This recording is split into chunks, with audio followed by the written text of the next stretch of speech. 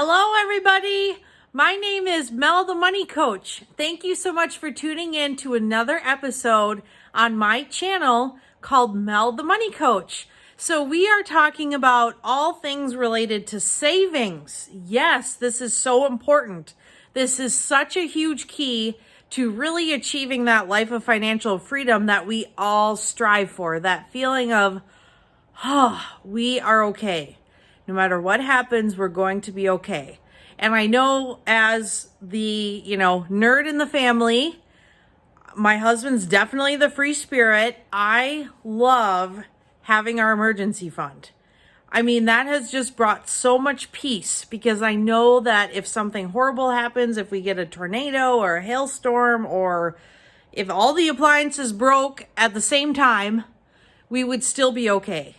Just like our furnace or AC or any of those critical things you need, especially living in Minnesota where it's really hot or really cold or who knows what else, these huge temperature fluctuations. No matter what happens, you have your emergency fund, you're going to be okay.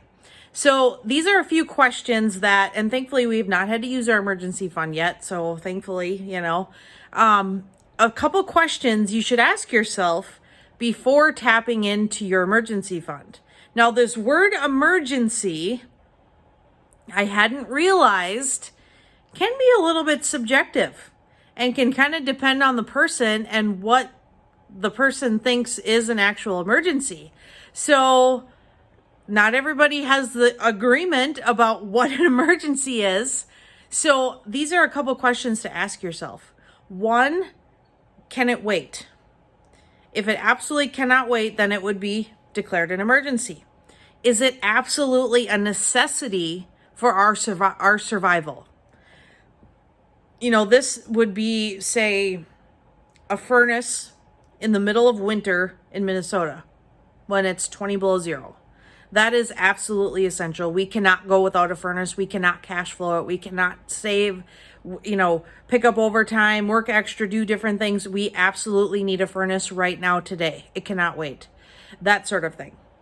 And is there any way you can use other sinking fund money or cash flow money or picking up overtime or working a second job instead of using your emergency fund? So those are some things to think about. If you have, say you have 6 sinking funds and you have $20,000 worth of money in these other sinking funds, and it's like your vacation fund, that sort of thing, you would take your money from that fund if it's an emergency, if you had to, before you would use your emergency fund. Does that make sense?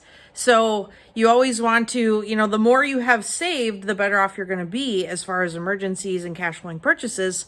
So that's one of the benefits to having a fully funded emergency fund and all of these sinking funds is it's like your pre-emergency fund.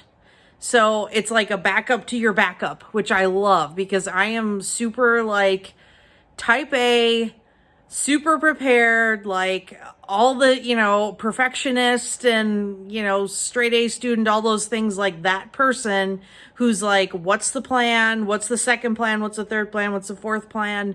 Having that categorized list of things. I'm totally a list person.